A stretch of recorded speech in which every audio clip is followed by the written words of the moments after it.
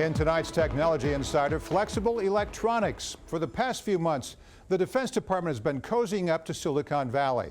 Now they're taking the relationship a step further. The Pentagon has announced a new project that will pump millions into the Flex Tech Alliance. What are they hoping to get out of the deal? For the latest, we turn to our guest tonight on Capital Insider, Patrick Tucker, technology editor for Defense One. All right, Patrick, earlier this year, Defense Secretary Ash Carter visited Silicon Valley, indicating a shift for the agency. Now he's announced a $75 million partnership with a San Jose-based consortium. The goal includes flexible hybrid electronics. What is that, and why is the Pentagon interested? Well, in a sense, it's the technology behind wearables. So the Apple iWatch that recently came out, different sensors that can be placed onto different material outside of stiff plastic chipboards or motherboards. So think of computers, think of sensors that can bend. The Pentagon's going to put in about $75 million. A group of private companies, including Apple, Boeing, and others will put in $90 million. Different universities, states, and local governments will put in another $6 million. It's a really big, over $170 million deal altogether. And the hope is to create a variety of different electronics that can take a bunch of different forms. So think of the applications, for instance, for the Air Force, for putting a lot more electronic capability onto planes and drones and different shapes that have to be fitted with different computational capability. So instead of computers being stiff, flat, and box-like, they can bend, they can move, and that just increases the surface area that you can embed with computers. It's all cool stuff, and there's a drone. We're going to talk about drones in another minute. But what's the timeline on the project like this? So this is $75 million from the Defense Department over the course of 5 years, and that's really the kind of coming golden age for the wearables market. A lot of this technology is going to make its way into consumer products in a lot of different ways. The military is looking at a variety of different functions, as we just mentioned, getting more computational ability onto strangely shaped objects like drones, but also improving the capability of different sensors that soldiers would wear with them into battle, and possibly even helping to create things like exoskeletons that the military would use to distribute weight and possibly protect soldiers from different injuries going into battle. Think of like Iron Man suits. So that's all a big part of what this could enable the next few years. Now, Patrick, this is the first partnership the DoD has made with Silicon Valley. How important will this relationship be when it comes to preparing for future wars?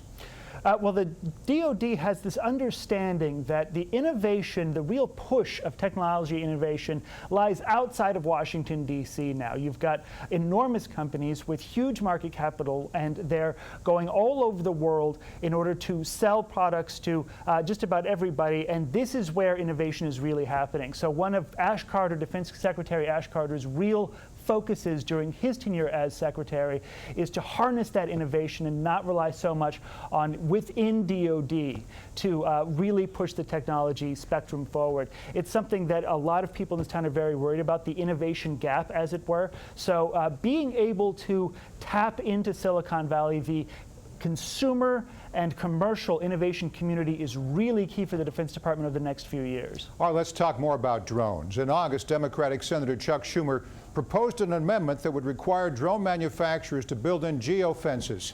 How would that work? I'm assuming Schumer wants this after so many drones have been flying out of bounds. Right.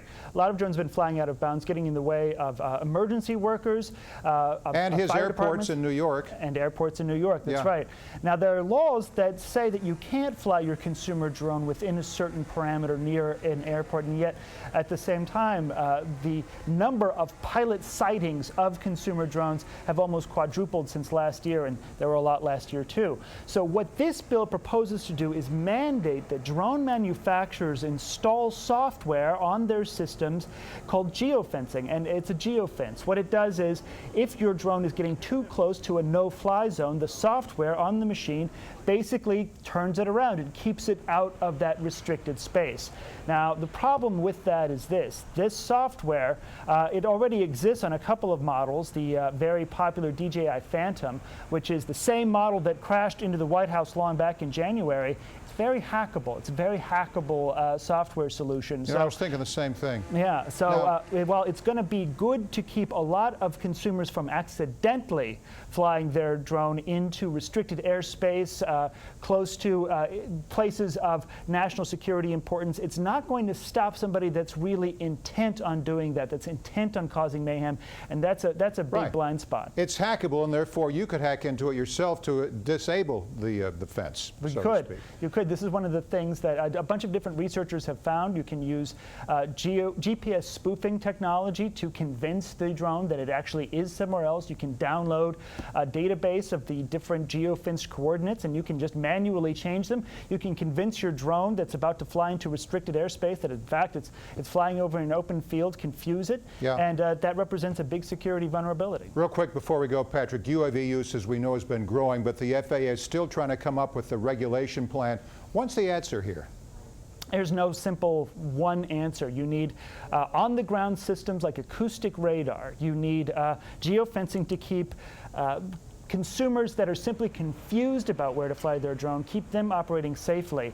And you're also going to need a variety of different solutions, like perhaps nets, and as we said, harsher penalties for flying into restricted airspace. But one software solution, one radar solution, all of them by themselves won't do it. You really need a constellation of different solutions operating together, and you have to have them operating pretty perfectly for this to really work. It's an ongoing issue. We'll stay on top of it here. Patrick Tucker, Technology Editor for Defense One. Thanks again, Patrick. Thank you.